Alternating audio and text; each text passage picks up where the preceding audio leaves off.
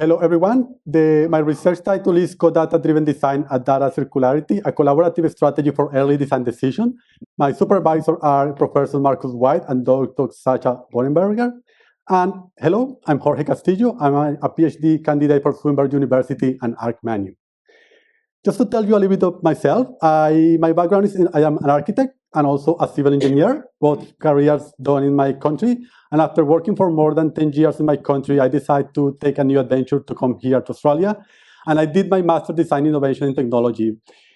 If someone asked me to define myself, I would like to make reference to the cycle of creativity of Nettie Oxman, in which she explained beautifully how the connection between art, design, and engineering science are done. So basically taking that, this is one little piece that is missing from that specific circle, and is research. That is the point that I now. And actually, I realized that data is the clue of everything. So here in the ArcManu, I'm working with the topic, how is design data stored and made accessible and secure, and what are the practical, legal, and ethical commercial framework that allows to prevent the use of architectural data. But to begin with that, I would like to show a little bit an example of how the power of data. Actually, John Deere company, as you know, is a company focused in tractors. Basically, they used to sell tractors, and they have done that for a while. But they realized that they need to make a change. They need to make a change in the system. And they realized they have a lot of data collected, and they start to make a digital transformation using the data that they had before. So what they did, they redesigned a system. And instead of only sell tractors, they start to create system with application, with improve the system, but also they redesigned the tractor to be more efficient and to be more accurate with the system that they wanted. At the end, they adapt the situation, and even they change the system, but also they change the agricultural industry. The question here is how we can do that in the AEC industry. What are the steps we need to do to reach to that change of the AEC? And here, everything starts with data. The ASC firms, as you know, we are working with more than 2.49 more files than any other industry. Even in the last 4 years, our storage has increased in 31.2%. And on average, a project like a 10-storage building, they work with more than 1 million data points. Unfortunately, we are only working with the 15% of that. We are only recycling 15% of that information. That causes that because we don't have a proper management of the data, 86% of the budget is increasing of the big infrastructure, and also we only can get the 0.5% of the benefits of that. So basically, our project is the location within the ASC industry and the IT data industry. Actually, our point of connection will be the technology, and our foundation will be the first of economy. And just there in the middle, you will find our project address. After the first round of interview with the AEC industry, with the collaborators, and in the focus group, we realized that there are some challenges in the AEC industry. For example, expectations for deliverable complexity in data matching the 3D models. Early stages, we have to resume a lot of work. Our data is not efficient, and we have to still working. We need to start to work in collaborations. In the other side, in the academia, we will find that we have also problems, like a data silos, human data collaboration, knowledge extraction, data circularity, and create different strategies. And just in the connection between that work between academia and industry is our project location. We need to connect it to create a type of element. Here's from my research. How can data circularity improve design decision in the early stages of the project? That would be a vision for a collaborative data-driven design, the strategy from the past to the preferable future to the present. But first, I would like to tell you what is data circularity. Data circularity comes from the idea of a circular economy, in which one the idea is to increase the value of the elements due to the extensive life that we can extend from the system. But nowadays, as we are reaching to the fifth industrial revolution, we need to include the digital cycle within the paradigm of circular economy. With this digital cycle, we need to consider reuse and retaining the data. We need to consider how we can reduce the data. We learn about the data, what we are ready to do, repurpose the data, and also dispose the data. That's important to get. On the other hand, we need to consider our strategy. Will be past, present, future, in order to create our data-driven plan. So the question what we have the industry challenges and also the design opportunities. We need to go to the past because from the past, all the knowledge and experience that we have for our collaboration, and also the 3D model or 2D information that we can get from them. Using our approach of data circularity, we can bring that to the present and even to the early stages of the project. With that, we need to go now to the future. And in the future, we need to understand what is our preferable future and what is the data human interaction that we deserve, we need from that specific future. Communicate to the present using the speculative design, but we're not joining into the collaborative data-driven design. This is loop will go back and forward until we're going to achieve a little better outcome.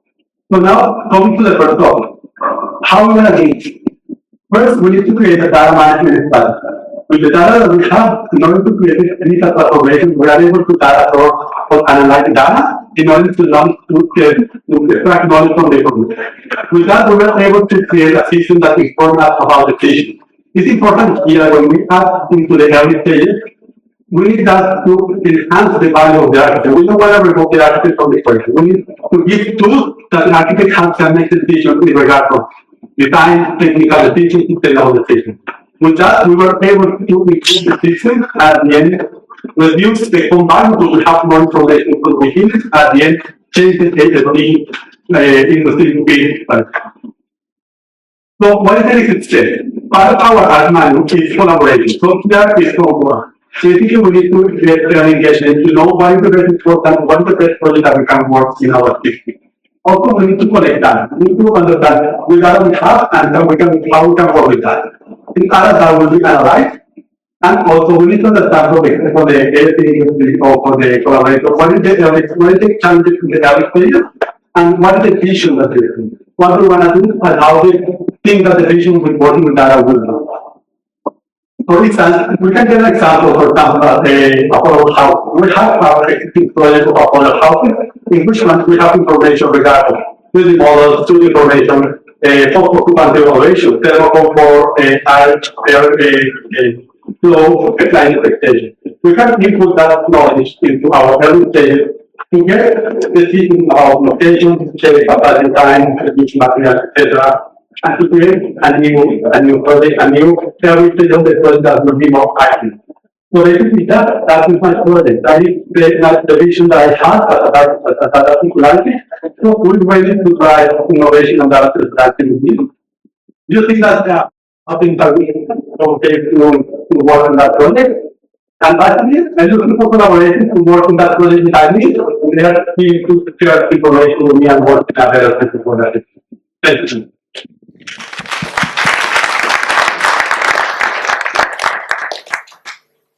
Jorge, any questions from the audience?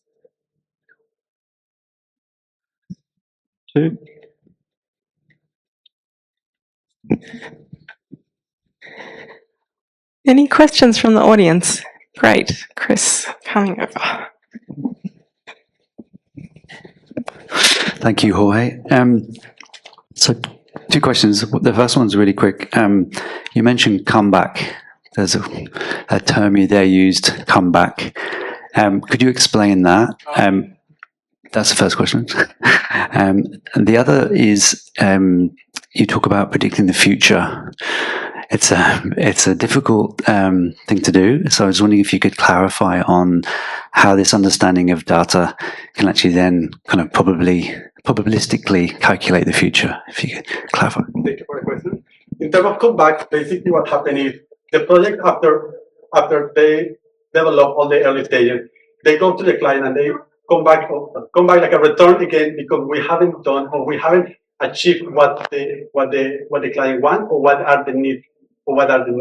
Basically, that comeback reflects in time and also reflects in what.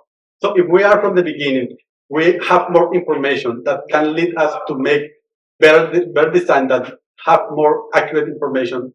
We are reducing this comeback of the project in terms of the information.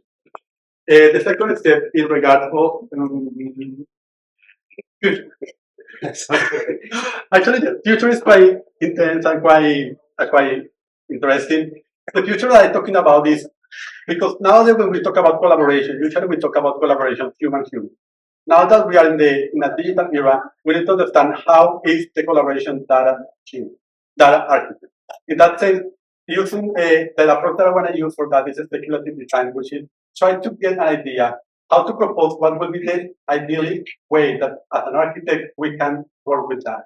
Could be a visual standard, for example, if we need something visual that helps us to make decisions in 3D modeling, or could be, I don't know, any someone like a listening system that helps us, or like a kind of, imagine like a kind of senior architect that our design has, giving instruction or giving information about how we can live with that. That is the future that I okay. So my understanding then is, so the future isn't about building something and knowing it will be the right outcome. Is it more about thinking of future uses for the data you have? How will be the interaction, or how will be the best way that this data can work in collaborating with the architect to make decisions? I think potentially bringing in some other author voices or some other approaches would help clarify that. I think because there's I was misled in that way, so I think that might help with, future explanations.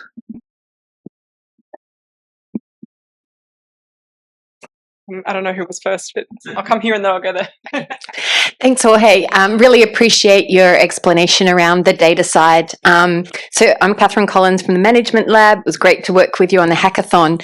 And I suppose from that Management Lab perspective, I can't help but think, data is data alone, right? It needs that human aspect to help with the knowledge flow.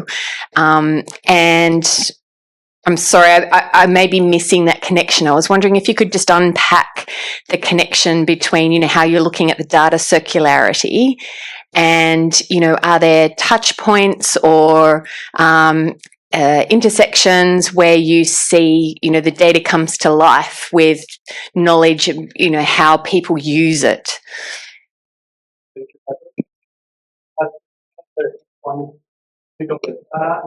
Information. That is part of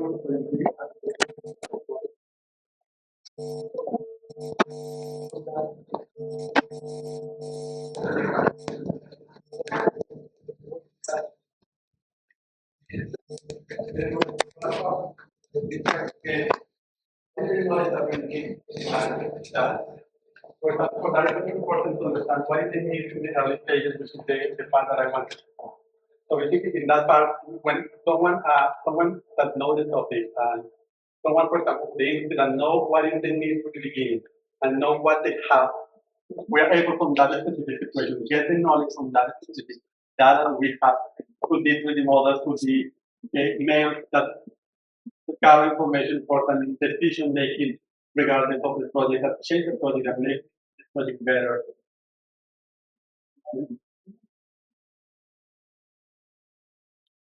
Yeah, thank you for your presentation. I really like the idea, and it's kind of a classic PhD, that you take a concept from somewhere else and you apply it to your discipline. And as we know, and you heard it this morning, the AEC sector is a very material, but also data rich and consuming sector. So this idea of circularity applied not to materials or building components, but actually the things that we might require, which is data and information, I think is actually a really exciting, project. And, we hear a lot about embedded carbon, life cycle assessments.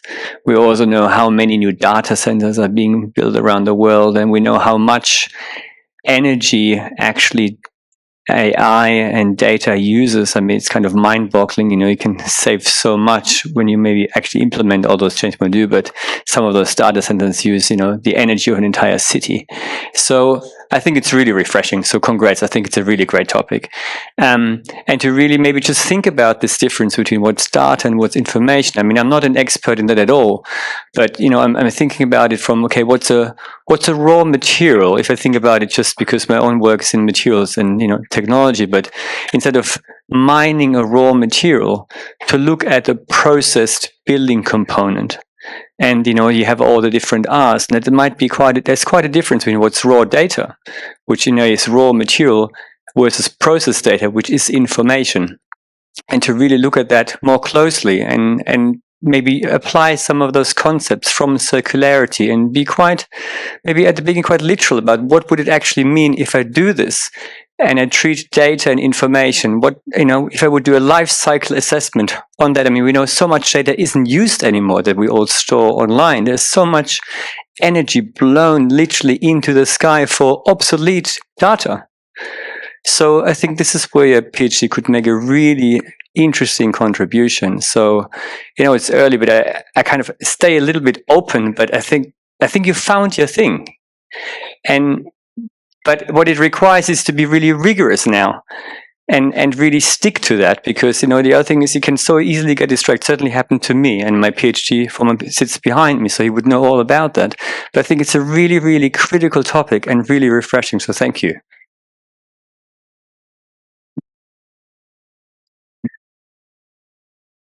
I totally agree with everything you just said. And I think one thing that might be slightly helpful as well as you do that is to be careful of calling the AEC sector a homogenous thing, because it's made up of so many complicated factors and operators, etc., that what data each of them needs is different. And that it might actually be more helpful for you if you work out who you're going to be trying to think about the data for, if that helps. My topic is regarding time, so basically I was trying to focus more in the architectural firms. Yeah. That's the main focus for the moment. But I'm still in my 5th month, so everything can merge according to when I start to collect the data and analyze the data. Everything can go around, but basically the idea is work with that. Yeah, perfect. Thank you so much.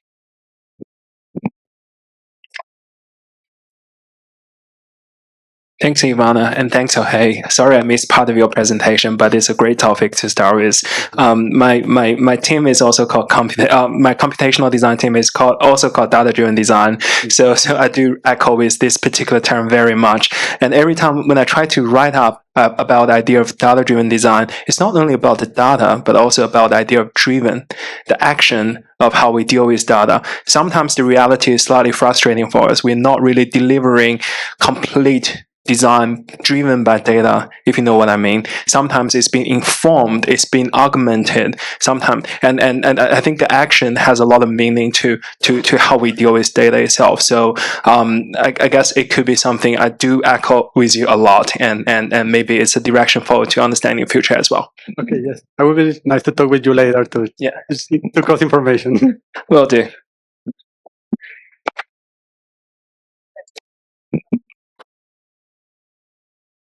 Thank you, Jorge. I think that's really, really interesting. In particular, working with affordable housing, I think, is a good choice, especially if you can combine working with the architect who is then involved with the community housing provider, because they are the ultimate owner of that building. So they will see the benefit of doing the post-occupancy evaluation, and they'll have more ability at influencing the people living in those environments to fill out all of that. But you haven't approached anywhere in your workflow looking and identifying any of the privacy and confidentiality issues. So at what point does the information that is collected, how do you set it aside? And in particular, when we're looking at affordable housing, the different types of people that will be using those environments will have a different impact on how they respond to the use of those spaces. And so you want to be careful at collecting that data that it doesn't adversely affect those individuals. So it's the whole cybersecurity issue around when you have that as well, to make sure that it isn't lost or taken. Yes, I really appreciate that comment. Actually, yes, now the next step is to start to work in the ethical approval that maybe can set up this kind of data confidentiality, because I noticed that we are working with kind of sensitive information in certain cases for both sides, even for the architectural firms and also for the people who live in the houses, so can get that information. Yep, Sholto, I'm another PhD candidate in the built environment. Thanks for your presentation.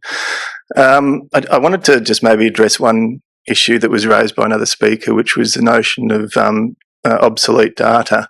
And I kind of think there's probably no obsolete data really when you think about it. Like any data that's got errors in it can be useful to sort of see how we can improve upon the previous, sort of iterations of data. So, how do we reduce error in data?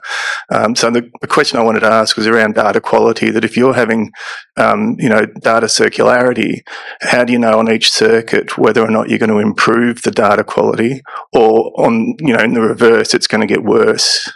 Oh, well, in terms of the data, this is a specific situation that the data that, for example, all the companies are working now, any firm architecture, they already have a pre-process because I'm working with the data for existing project. So this data has been already processed or pre-processed and collected from the beginning. So in a certain way has been sorted and has a certain level of transformation to reach to the point that they needed from the project. So with that specific data, I'm the data that I'm working at the beginning.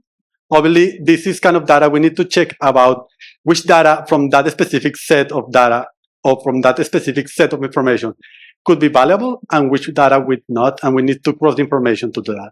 But it's like a part of the process to get what is sort the type of data we have to get what is the really insightful for the process that we wanted. For example, in this project will be early stages of the project.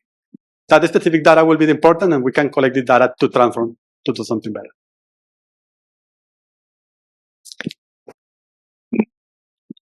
Thank you for the presentation. I think it's very good idea and gap of knowledge.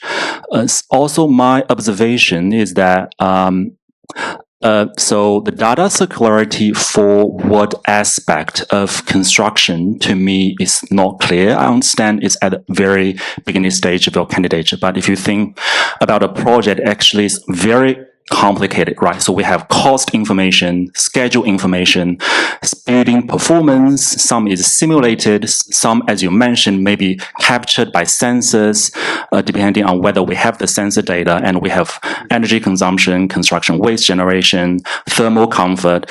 So the data and the aspects are so many that people may ask you, so data circularity in your thesis, for what areas or for what purposes? For improving thermal comfort, or for cost reduction, or for what? Because if this is not that clear, then you may end up with collecting so much data, but do you need to analyze the cost, analyze the schedule, analyze the energy, analyze the waste, analyze everything, or you need to have a more specific domain that, for instance, only focus on energy consumption or only focus on thermal comfort? I think, this is very initial stage of your candidate. I think, you're still in the process of exploration, but from a feasibility point of view, I mean, what is the focus of the thesis in the later? Maybe, you need to kind of have a more robust pathway, or maybe you want to work on not about the aspect, but a framework. Let's say, okay, we improve the current framework in terms of how to improve data circularity, the implementation framework, similar to any of the BEAM standard information sharing mechanism. So that world more towards the management side, or you want to pick one aspect of the project and focus on that aspect. I think there are these issues you can consider more, and you'll make the proposal more feasible. Yeah. Thank you for your question. Actually, this is a part of my next step of the project, which is understand the need. For that reason, part of the next step is understand what is the challenges or the main challenges from the early stages. So we can start to focus in that specific sector and know how you say, because working with data, we have ton of million of data points that maybe don't give us the information that we need. For that reason, it's important to focus in that specific space, which is early stages, and go for what is the main challenges that the industry have right now to tackle this specific situation, to go for the challenge. Yeah, so you're still in the process of identifying the key issues, challenges. Yeah, thank you. Thank you very much. I might have to call it. We're just running a little bit into the next session, but if you have a question for Jorge, maybe you can ask him in the discussion section later. We just got to keep to time. Thank you so much.